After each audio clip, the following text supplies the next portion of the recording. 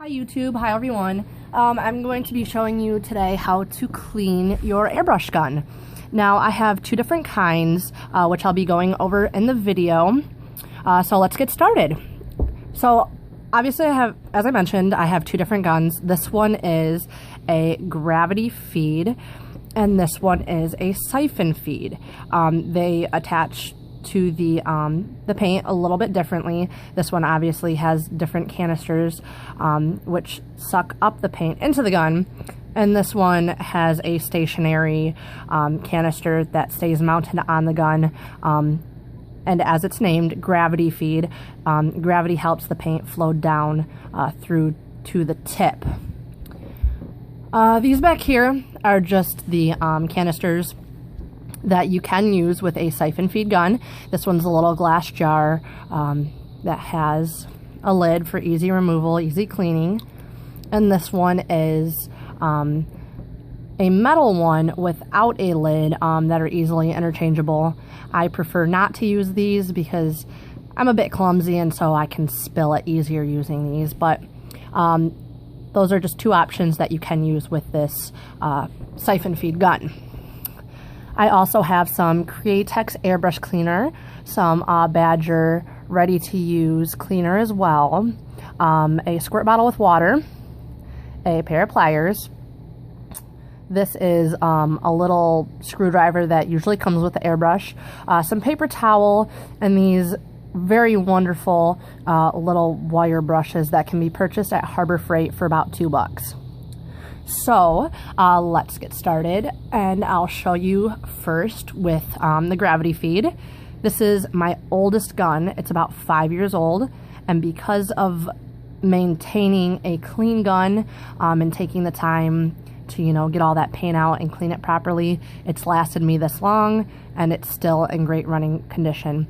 So as I mentioned, whether you're a beginner or not, it's always good to learn the proper way to clean a gun.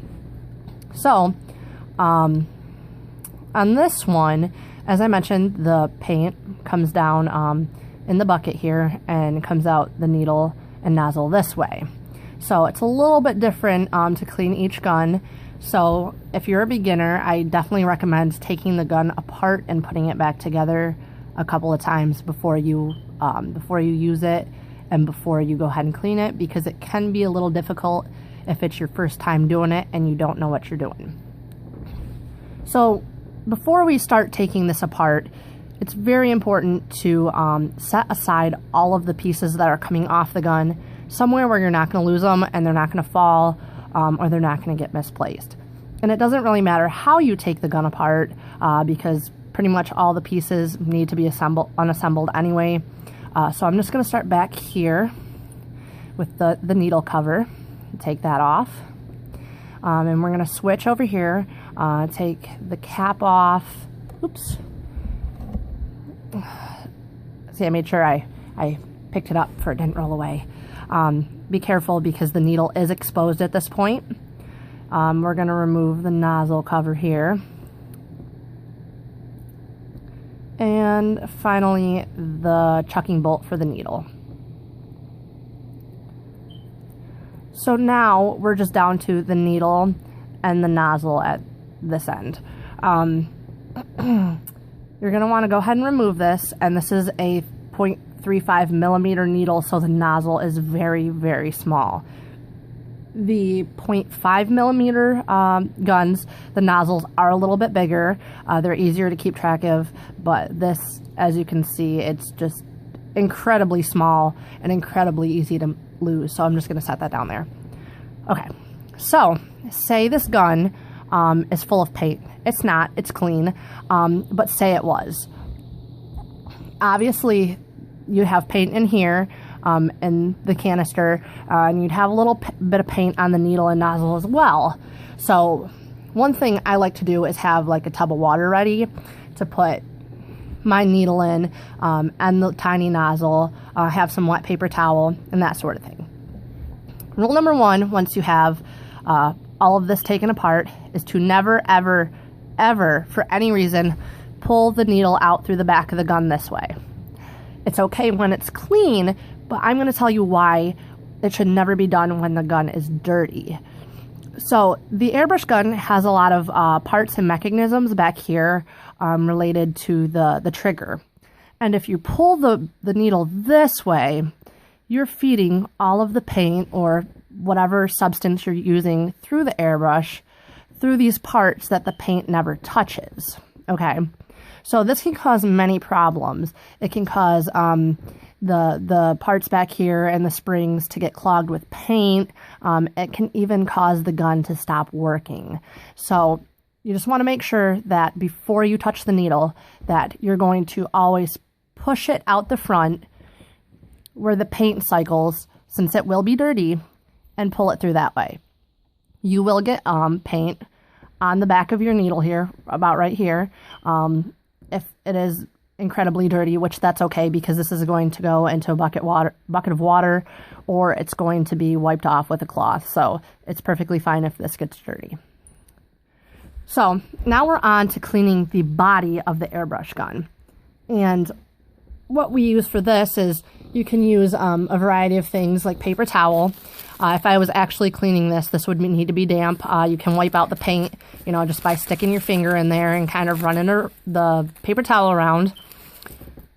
And as I mentioned earlier, these little wire brushes, once again, you can get these at Harbor Freight for about $2.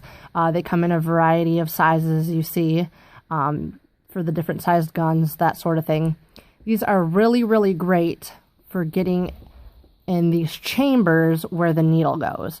So I'm just going to demonstrate what I would do if this were dirty. As you can see, it goes right in and back out.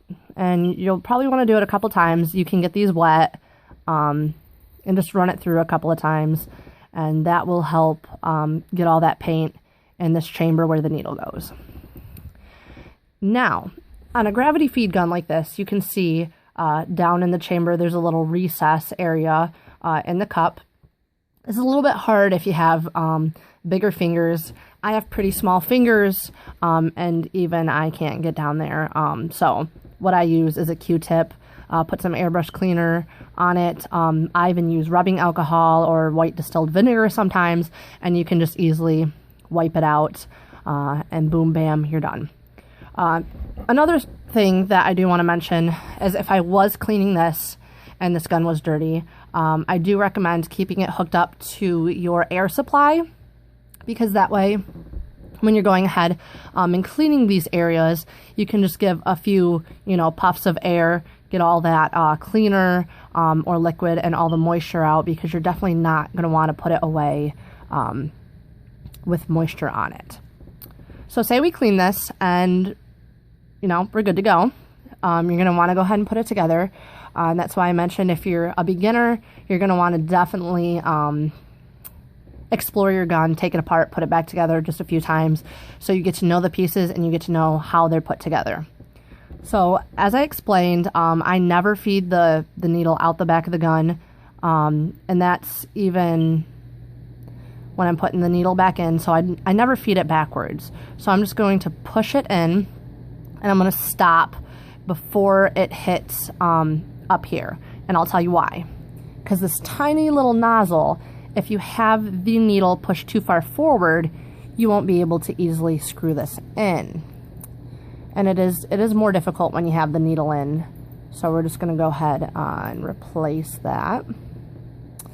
And once this is in and secure, you can go ahead and push the needle all the way through until it stops. I recommend putting the chucking bolt in next. You want to have this nice and tight, because if it's not, the next time you go to airbrush, you're going to wonder why your needle isn't moving, as you can see over here. You're going to wonder why you're getting no paint and nothing's coming through. So that's important for it to be tight. We're going to place the cover to the needle and then just kind of work our way forward, replacing the nozzle cap, and finally the fluid tip. All right, so this one's done. Okay, now it's done. So we're just going to set this to the side. The next one I'm going to show you is going to be the siphon feed. I know we already talked about the different cups that you can use with it. Those are fairly easy to clean. Once again, these little wire brushes are great for getting in the hoses of the cups here. They're easy to fit in here, and they're easy to fit in these tubes right here. So I'll just set those to the side. All right, so I have about 7 or 8 of these. They're not my favorite. I do like the gravity feed better, although the gravity feed are a little bit more difficult to clean.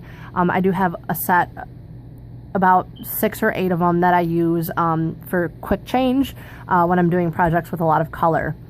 So taking a look at this, you can kind of see it does have the same parts to it. The only difference that it doesn't have is the big cup on top where the gravity feed gun has. As you can see, pretty similar.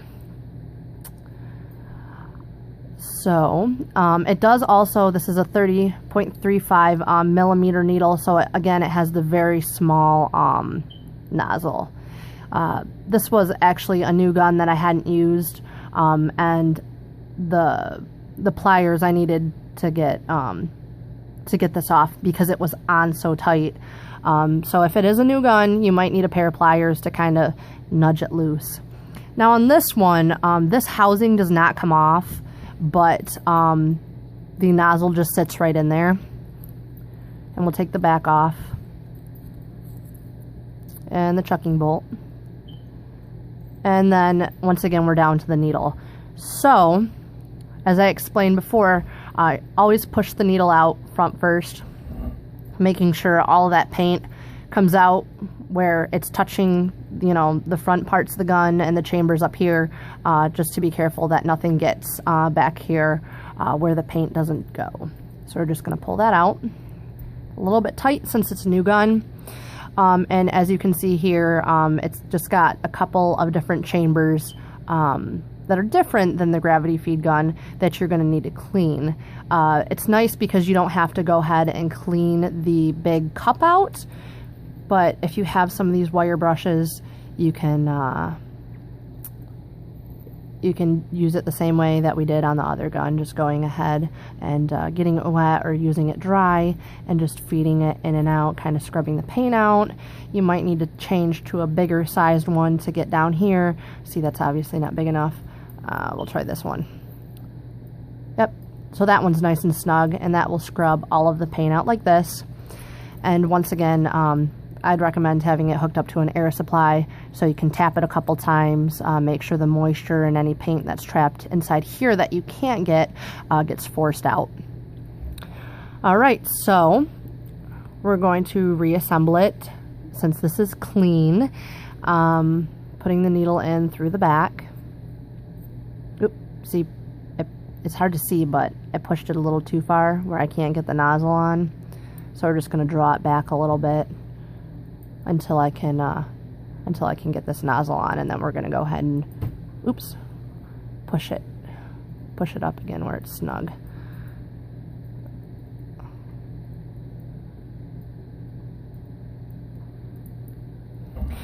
And we're going to push that up, make sure the chucking bolt is nice and tight before we put the cover on.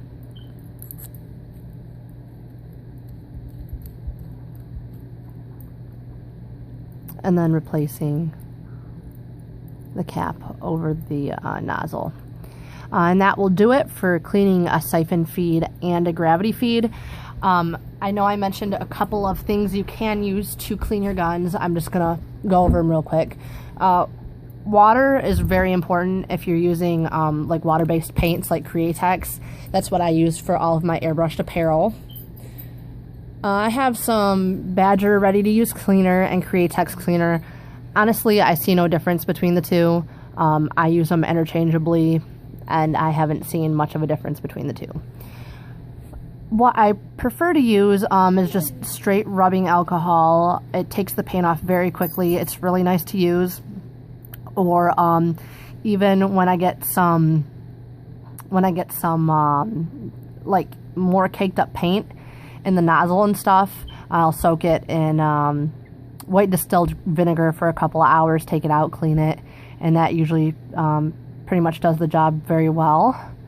Other than that, you should be good to go. Like I said, just make sure that all your pieces you set to the side, and you make sure that everything is thoroughly clean before you put your gun back together, and you should be good to go.